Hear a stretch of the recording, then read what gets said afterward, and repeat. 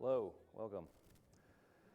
My name is Matt Weimer. I'm a developer at ICC, and today we're going to be talking about Angular migration, and we're going to mainly be doing that by walking through a demo app that I've prepared, and just sort of take you through the steps of things you need to do to move your AngularJS application to Angular 7. So what's in this talk? First, we're going to do a little introduction just about the differences between AngularJS and Angular 7, why you need to go through this migration process. And then we're actually going to look at what I broke into 3 phases of doing the migration, talk about each one of those. So introduction. When Google decided to release Angular 2, they decided to start from scratch and release what was essentially a brand new framework, something that only shares the name Angular. So at that point, Angular 1 was rebranded as AngularJS. And because the frameworks are so different, migrating from one framework to the other is essentially refactoring your entire application. And this can be kind of difficult. So just moving from AngularJS to Angular 7 in one go really isn't possible if you have anything bigger than what's a small app. If you have like a medium to large scale application, it's going to take you a while to rewrite all of your code and make it work with Angular 7. So to make this process work, Google released something called the ng upgrade library, and this is a library that lets you run both AngularJS and Angular 7 side by side in what's called a hybrid application, and then you can slowly migrate individual components and services one by one from one framework to the other, so you don't have to do it all at once. That way you can do this migration over the period of months.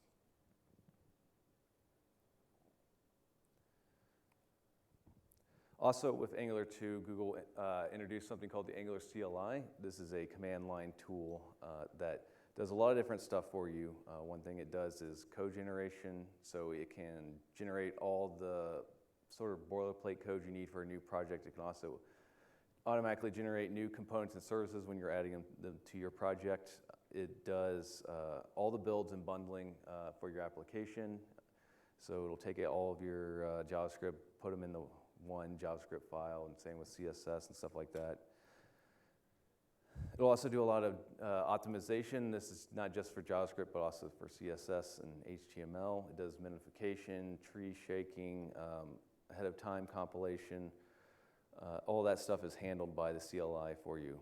It also has a development server, so basically like a Webpack dev server. It'll automatically launch that, build your app, launch that with it running.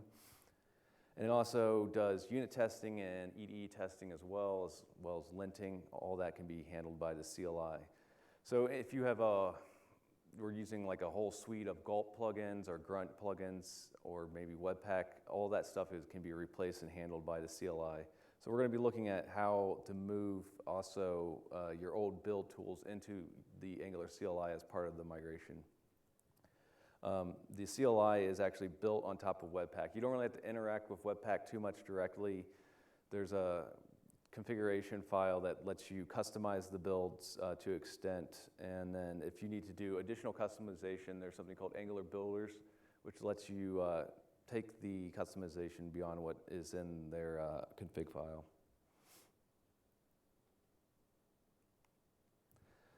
So I have a demo app that I'm going to be showing. This is available to view on my GitHub page at that link above.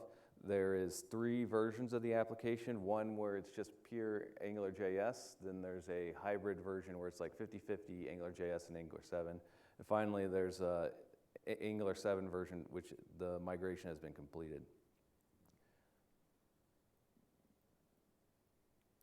So just to show you briefly what the app is, I'm going to get a little demo.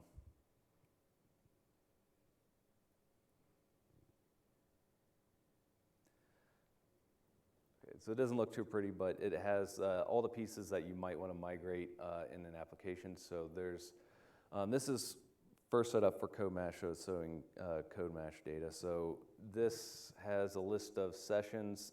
There's like a page component, subcomponents for displaying individual sessions. There's let's see here, I think there's a attribute directive for handling clicks that shows that. There's a filter to do highlighting, which will migrate to a pipe, stuff like that. And then there's a speaker page as well. Similar setup. So that's the app we're going to be migrating from AngularJS to Angular 7.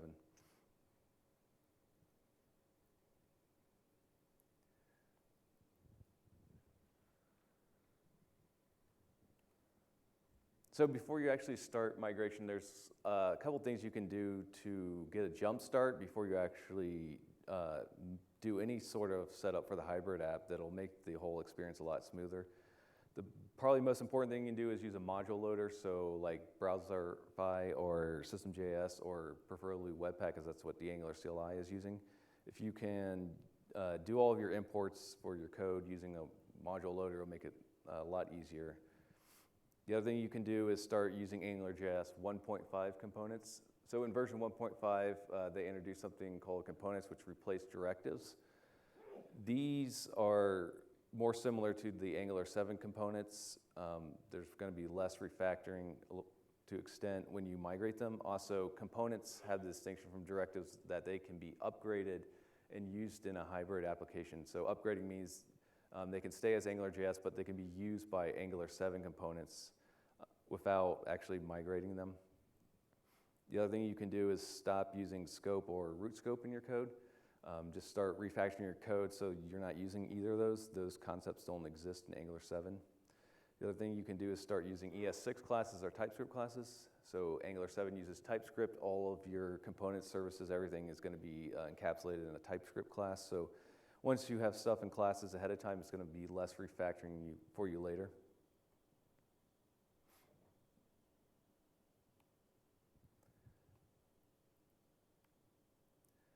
Okay, so the approach I like to take, the approach I like to take when I'm starting a migration is to generate a sample app with the Angular CLI. So the first thing you do is install the Angular CLI globally with this command right here. And then you can generate a sample app using the ng-new command. And this will give you a project with all the files that you need to just launch like a single page app. And what we're going to actually do is take the different pieces from this application and copying and pasting them and putting them into our AngularJS project to sort of create this hybrid application, because we need pretty much all of these extra files that are not part of the code here.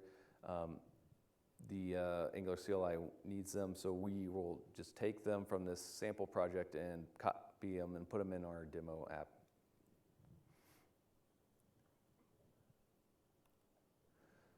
So this is the demo app in AngularJS on the left.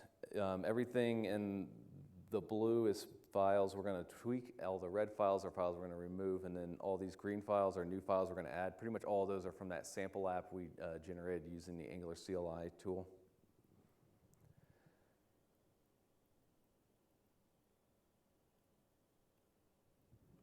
You also need to switch to TypeScript. This is actually pretty simple. Since TypeScript is a superset of JavaScript, hopefully converting the TypeScript is just simply changing the file extensions on all of your code files. So you can do that with this bash command. You may have a few compilation errors that are come up, but the most common things I've experienced is if you have like a DOM element, like if you do a document.querySelector and you get a button and you're using the click function, that isn't on the base type for the query selector, so you have to like cast it to a button before you can call the click. The other thing that will probably throw compilation errors is if you're calling functions and not passing all the arguments, you're basically making it an optional arguments. You have to mark that in TypeScript using the question mark operator. So just going through adding those, that'll make everything work smoothly.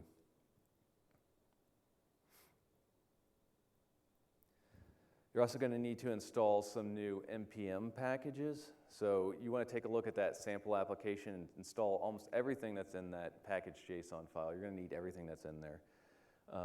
In addition, you're going to need a couple of other packages as well. One is Angular/upgrade. That's the ng upgrade library I was talking about.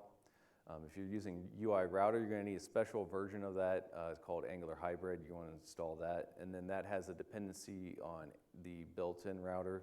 So you also actually, even if you're using UI router, you have to install the regular router as well.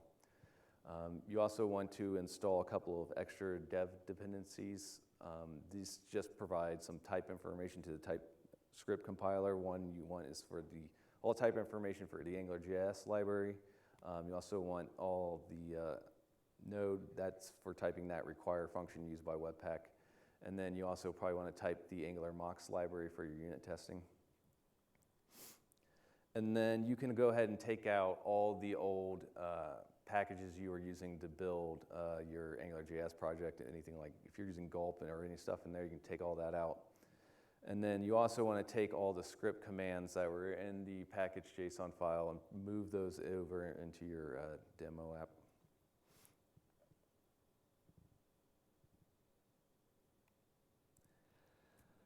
So like I said, we need pretty much all those files that are in that sample app we generated. So first thing you want to copy over is tsconfig.json. This is the TypeScript configuration used by the compiler. You can just copy that over directly, use all the existing settings in there. You also need two other TypeScript configuration extension files, one called app.json and one spec.json. Spec is used for the unit testing build, and app.json is used for everything else. You also want to copy over the tslint file.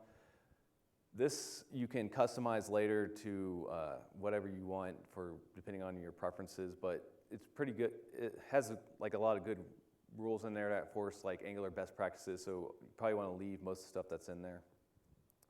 You also want to copy over source/polyfills.ts. This provides all the polyfills that support older browsers. By default, most of the stuff in there is commented out, but you can just uncomment the stuff to provide the support you need for your browsers. You also need to copy over source browser lists. This is used by the CSS auto prefixer tool used by the Angular CLI. This, like the polyfills, you have like a list of stuff you can uncomment to support older browsers. You also want to copy over a file called environment.prod.ts. This sets up an environment variable you can import anywhere in your code. It tells you if you're doing a production build or not. The Angular compile will basically swap between environment prod and environment ts when it does a prod or a dev build, and that will give you that variable you can use to know which build you're doing in your code. You also want to copy over the Karma config file. This is the configuration for all your unit testing. If you already were using Karma, you can probably just remove the old Karma configuration file. And then what you want to do is take any sort of extra plugins or reporters that you're using and just add them to the new file. So you also need to copy over some files from the sample app and then make some modifications to them. So we're going to talk about those individually. First one is angular.json. So this is the configuration used by the CLI to do all the builds for everything, basically for your prod builds, your dev builds, for unit testing. It defines your linting stuff. Any sort of configuration change you want to make to your project, you want to do into this file. So from the sample app, you want to update a few things in there. One is the project name. So my project's called Migration Demo, so I changed it from sample to Migration Demo. You also want to update the application prefix. This should just be an abbreviation, 2 to 3 letters of your application name. This is going to be used when naming all of your components and directives and pipes. You want to set that in there. You want to set what CSS tool you want to use. So Angular CLI supports less, Sass, just regular CSS, everything. It will support it, so you can just pick which one you want to use, put that in there. And then you also want to update the AngularJSON file to import any global CSS or Sass or less files in this file as well. Any Sass and less file you import inside of a component will be automatically scoped to that component using something called view encapsulation. So if you want styling to be application-wide and global, you need to import it here in the angular.json file. And then the same thing for any global JavaScript files, you can import them in here. Otherwise, if you import them like in a component or service using a TypeScript import, you'll just have it available in there. If you want something to be global and available everywhere, you need to do it here.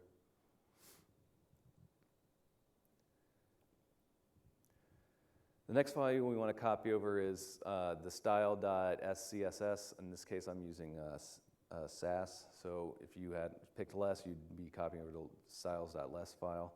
And then you want to go ahead and add any global imports into here. And this file is initially just pretty much blank. So add your global styling in here from your AngularJS application.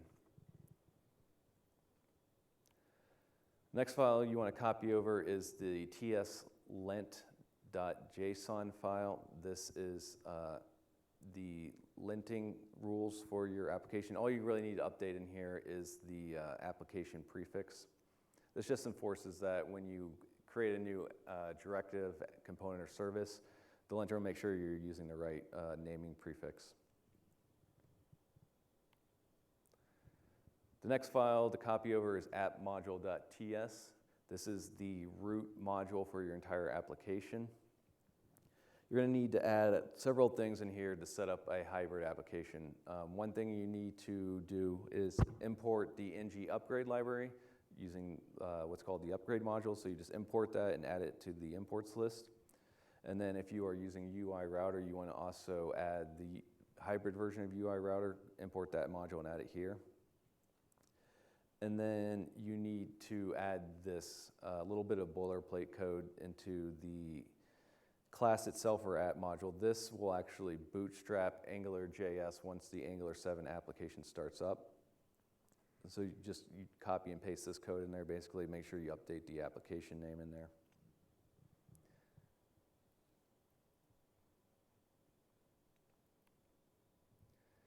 Next file you want to copy over and then modify is the main.ts. This is the entry point for the entire application. So in this, you need to do a couple different things. The first thing is you need to import all of your old AngularJS modules. So you can just import them up here. And then also, if you are using UI router, you might want to set up your states in this file as well. There's other places you could do that as well. And then the other thing you want to use is this static function called set AngularJS global. So in your AngularJS application, you're probably using that Angular object, which is global, and you just do like angular.module, angular.component, or angular.utility functions. You're just using that all over the place. In order to do that in Angular 7 in the TypeScript, you need to make that Angular object global. You can use this little helper function to do that. And then if you are using UI router, you want to also copy over this little boilerplate configuration. This is just needed by UI router when it's in a hybrid state. Next file you want to copy over is source.test.ts. This is the entry point for your application when you're running unit test. So similar to main.ts, you want to import your AngularJS modules, and then including Angular mocks. And then you also want to import all your app code modules and set those up. And then that's pretty much it for that, the test file. And then there's 3 other files you're going to need to set up as well. We're going to talk about those. One is your old AngularJS app module. So this was the root module for the old AngularJS file. In my demo application, I've renamed it appmodule.ajs.ts. This is just to avoid naming conflicts with all the Angular 7 modules, because as you migrate modules over, you'll probably have some stuff from the old module and some stuff from the new module. You need both AngularJS and Angular 7. So it might be a good idea to go ahead and rename all of your module files to .ajs, because you're going to have versions of both while you're doing the migration. And the root of the old AngularJS module, you want to also import the hybrid version of UI router. There's an AngularJS version of the module, and there's an Angular 7. You need to import both. And then there's more boilerplate configuration you need to add for UI router and hybrid state, and that's this defer intercept you call.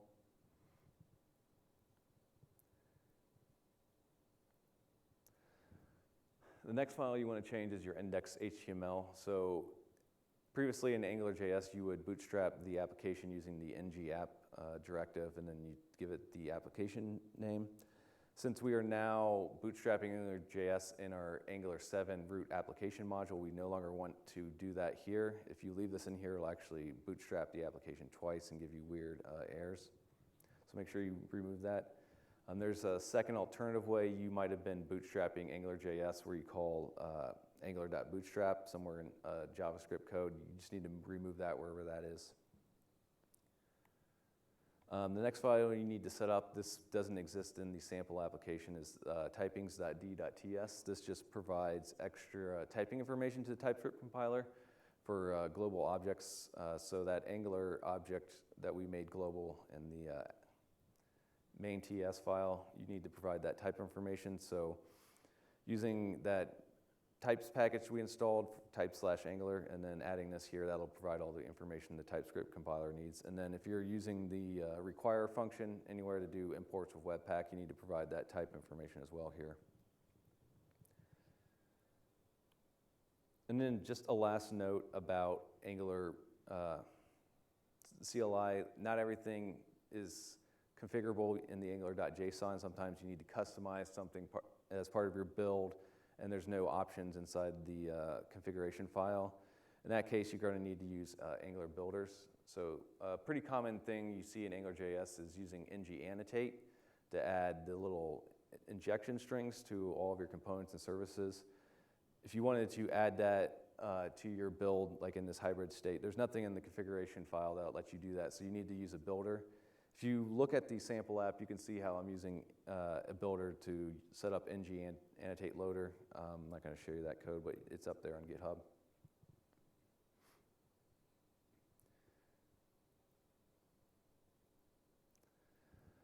So once you've copied over all the files from that Angular 7 sample app, did all the sort of hybrid bootstrapping, you should be able to build. You can do that using the ng-serve command. This will start up the development server using the CLI, build it, start the server up with your code, and then you can view the application in your browser on port 4200. Hopefully it'll just build the first time. I'm sure there's a lot of errors you'll have to track down and fix, but if you followed all the steps, you hopefully can get here. So that was phase one, just sort of moving the CLI and setting up the hybrid application. Now we're just going to talk about actually migrating individual components and services from AngularJS to Angular 7. In reality, this is where you'll be spending like majority of your time, probably months, in the migration process. But we're just going to take a look at a couple examples of how to migrate stuff.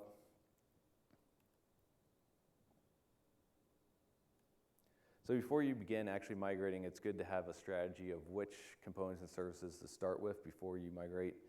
I find it easiest to do a bottom-up approach. So if you have a page that has a component, a bunch of subcomponents and subcomponents in there, you want to start with the bottom components, the subcomponents. That's because it's easier to downgrade a component than it is to upgrade a component. And if you start at the bottom, all you have to do is downgrade Angular 7 components to AngularJS to make them work. And if you go from a top up, you'll be doing more upgrading instead. It's also good to go feature by feature. So if you have your application broken up into feature modules, it's good to just do a whole feature module all at once. Another thing to note is that you will probably need to migrate your interceptors up front. That's because interceptors are not upgradable. You can't upgrade AngularJS interceptor to Angular 7. So you need to migrate it ahead of time. That way, if you ever call the HTTP client, it'll already be there available. So the interceptors need to be migrated before you ever make an HTTP call in Angular 7. Another thing to note is you'll probably be maintaining both the AngularJS and Angular 7 versions of the interceptors throughout the migration process, because you need them to be running whenever you make an HTTP call in either framework. And then once you finish the migration, you can delete the AngularJS versions. Also, attribute directives cannot be upgraded, as I mentioned before, only Angular 1.5 components. So If you can't refactor it to a component ahead of time, then you're gonna have to migrate it to Angular 7 before it's needed in Angular 7 code. So those probably might have to be done up front, and then you also have to do this thing with the interceptors where you maintain 2 versions through the migration. Also, filters cannot be upgraded to what's called pipes, basically the same thing in Angular 7, so those may have to be migrated ahead of time.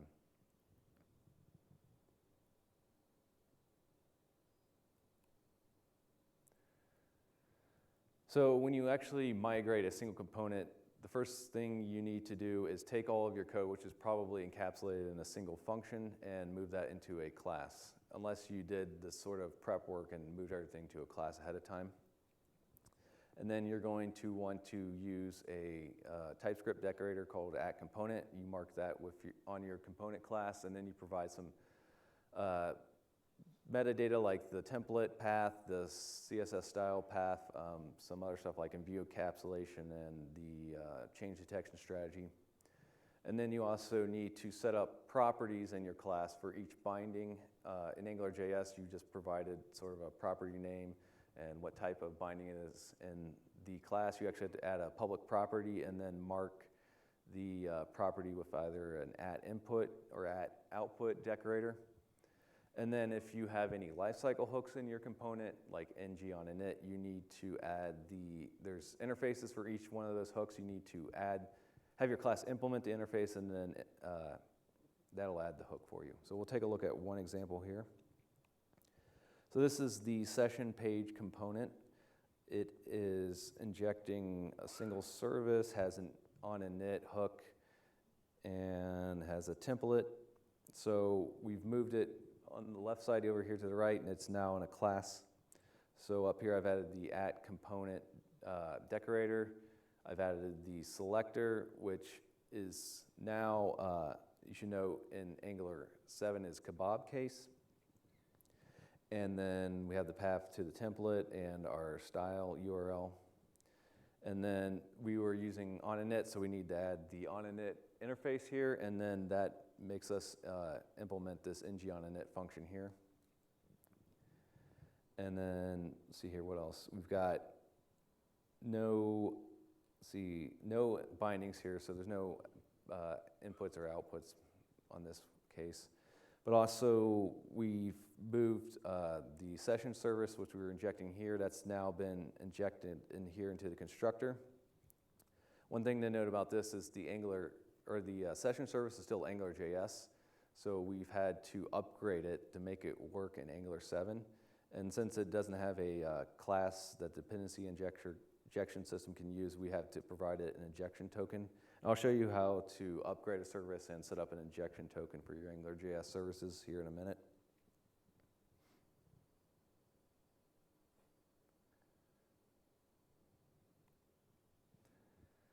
We also have to migrate the template. So the syntax for the templates did change a little bit.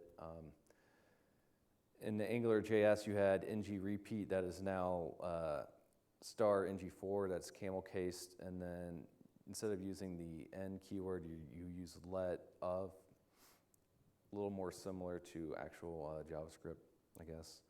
And then ng if kebab case came ng if camel case with the star. String interpolation is still the same. Also, using a filter in AngularJS is the same as you use a Angular pipe. Filters and pipes are very similar. The only real difference between filters and pipes is pipes are a little more efficient, where they only rerun if one of the inputs of the pipe changes. And then here we have an input to a component. In AngularJS, you just put the component name. In Angular 7, you have to put the square braces. Square braces, whenever you see those in a template, indicate an input. And then alternatively, if you ever see parentheses, like here in ng model, that indicates an output. On ng model, since it has input and output, a two-way binding, it has both parentheses and square braces.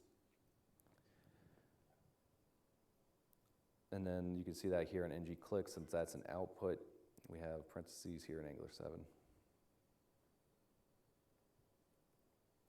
So going back to the session page component, the AngularJS version became this Angular 7 version on the bottom.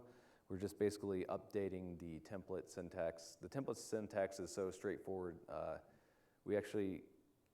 have a script that I usually use just to migrate a template from AngularJS to Angular 7 that does like 95% of the conversion for you.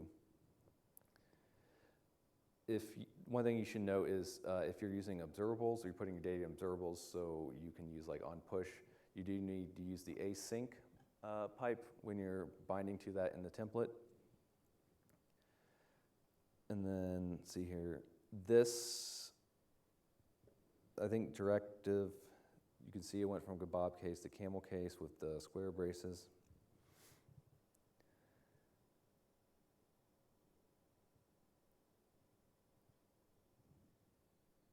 Also, the MD session display component, this is still AngularJS, and we're using it in an Angular 7 component, so it had to be upgraded. And the syntax for the inputs are a little weird on this, where you use sort of a hybrid version of the input bindings from AngularJS and Angular 7. That's just one thing to note, where you use square braces, but you use like the casing from AngularJS.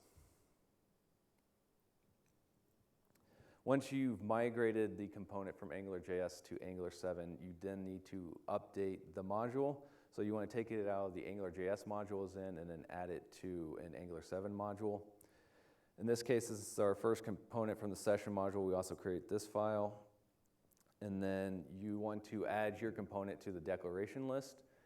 All components and directives need to be added to declaration. And then optionally, you can add it to the exports list as well. The exports list just makes the component available outside of the module. If you don't plan to use it outside, you don't need to add it there. And then there's also what's called entry components, and this is for any component that might be an entry point into the Angular 7 application. This includes if you have downgraded it, so you're going from AngularJS back into Angular 7, that's considered an entry. So if you're going to downgrade any components that you've migrated, you need to add it to the entry components list. And then if you've created a new module, you need to add that module to the root module under imports as well.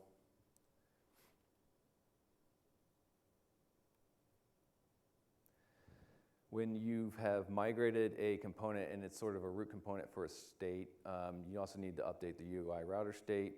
That's pretty easy to do. All you have to do is change from the string selector and replace that with the component class instead.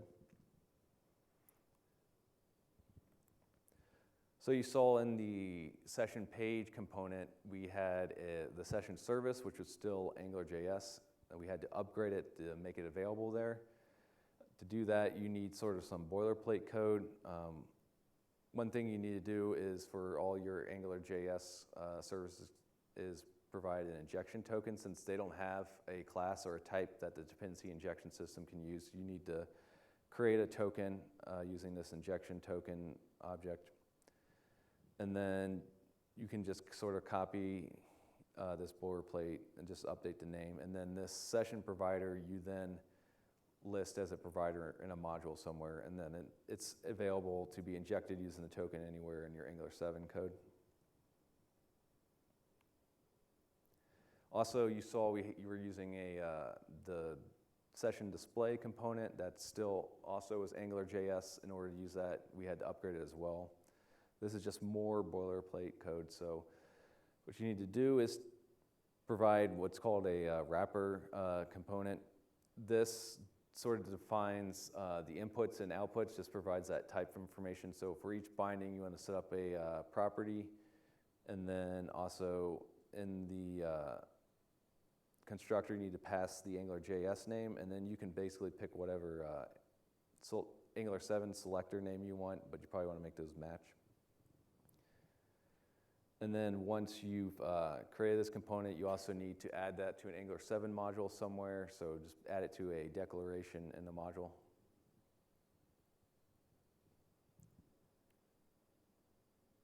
So next we're going to talk about migrating a service. Similar to migrating a component, the first thing you need to do is take all of your component or code and move it into a TypeScript class. Once you've done that, you can use the @injectable decorator to mark it as an object that can be injected anywhere. And then you want to also take that service and add it to a module. All of your modules, or all of your services go under the providers list. That's pretty much it for the modules. Anything you put in a providers list can be injected, so that doesn't necessarily have to be component or an actual service. It can be anything. As long as you add it to providers, you can inject it. So we also, before we looked at how to upgrade AngularJS components and services to make them available in Angular 7 code. If you want to go the other direction and downgrade, that is possible as well. The way you do that is you use this static function called downgrade component.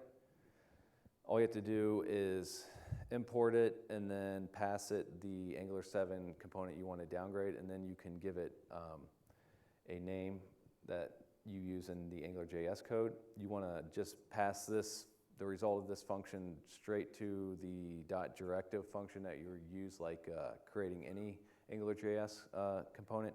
It's important to know, even though this is a component, you want to use .directive and not .component.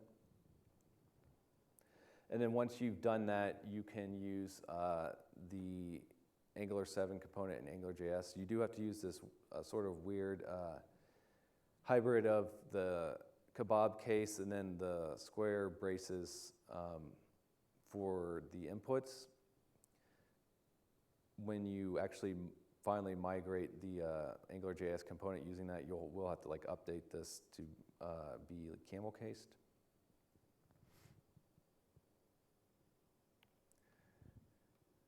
Downgrading an Angular 7 service is pretty similar to the component. There's another static function you can use. This one is called downgrade injectable. You just import that and then pass it the class of the service, and then you pass that result to the .service function from AngularJS, like you're just creating an AngularJS service.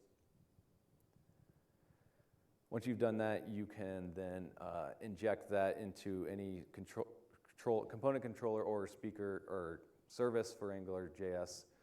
You can also optionally then provide the type class. This class isn't actually used by AngularJS dependency injection like Angular 7, so you still have to have it still uses the actual argument name for the dependency injection, so this name has to match whatever you list up here in the module. But adding the class gives you all the type information, but it's not actually used by the dependency injection.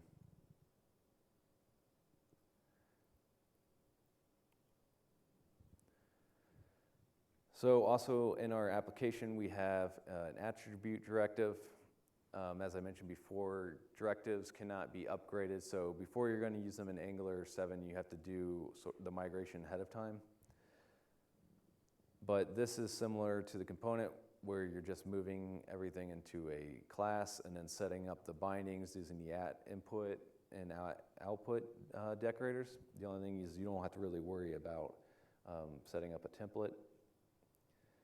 And then also you should note that the directive should be camel case and have square braces.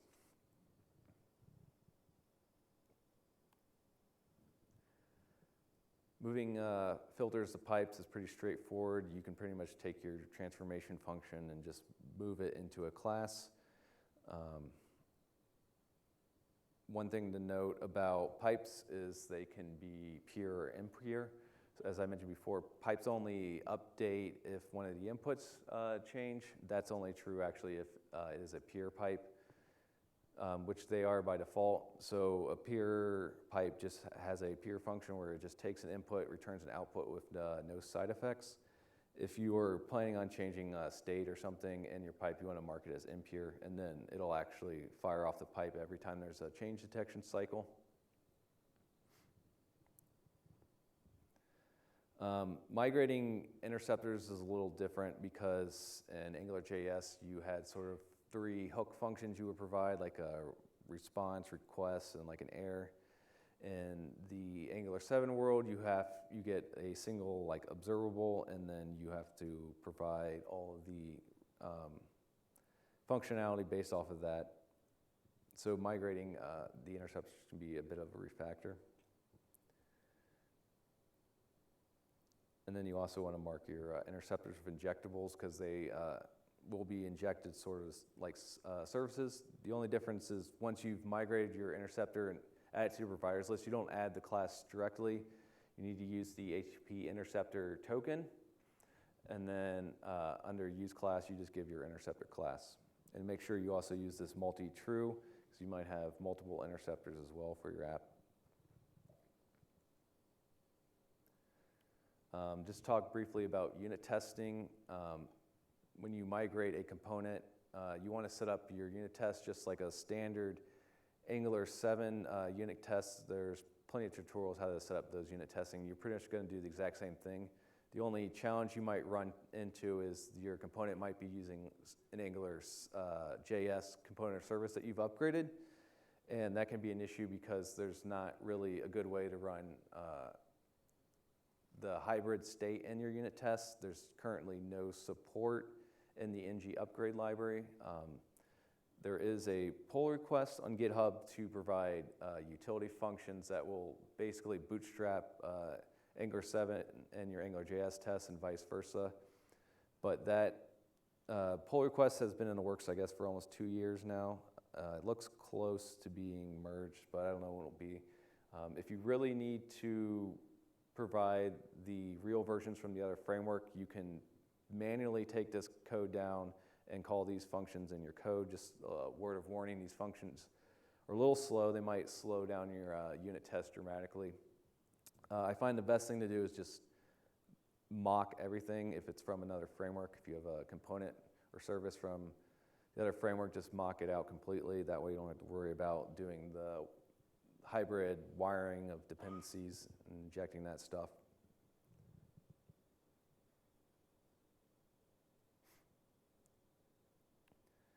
Okay, so the last phase after you've spent like months migrating everything is just cleaning up AngularJS. This is the shortest, easiest, and most satisfying phase.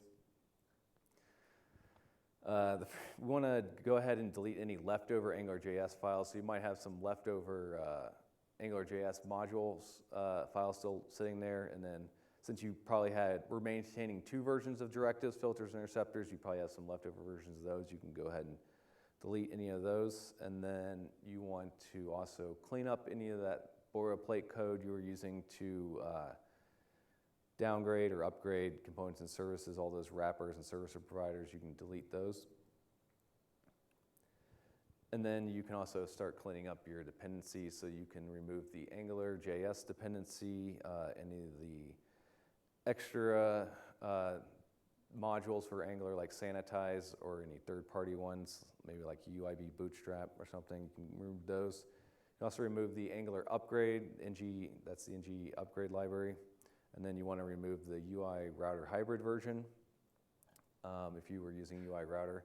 And then you want to install, the only really new thing you would need to install if you're using UI router, you need to install the Angular 7 version. And then you can also start removing the type information that you had for AngularJS, and you can also remove Angular mocks from your dead dependencies. You're also going to need to set up an app root component. So in Angular 7, there's always a top-level component that sort of is the entry point for all of your components. You need to create one of those. So you just set up basically I don't know, there's not much to it. You just want to set up basically an empty component and take anything that was sort of an index.html and move that into your app root component.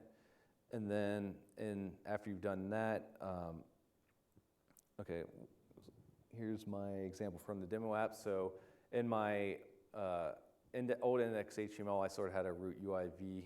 So I'm going to move that into app root here. And then in index.html, I now set up app root. And then you also have to list the app root component as the bootstrap component. So this is just saying it's your top level component. Other things you might need to do in the app.module.ts files, clean up the ngupgrade library, remove the hybrid version, and then remove all this bootstrap code that we set up when we were in phase 1. Let's go ahead and take all that out. You then want to import the Angular 7 version of UI router in your module, and then pass it all of your states for your app. You're also going to need to clean up the main TS file. This was the entry point for our application. So you can pretty much remove everything we added in phase 1. So all the imports for the AngularJS modules, making AngularJS library global, this sort of hybrid bootstrap configuration, all that can go away. Similar thing for the Angular or cleanup of test.ts. It's the entry point for the test file. Just go ahead and remove all that importing of AngularJS code.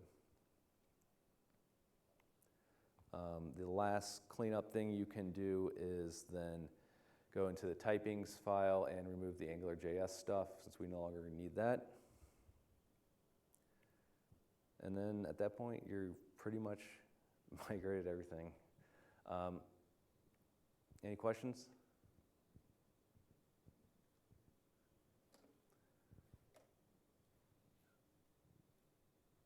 Okay, well, thank you for coming.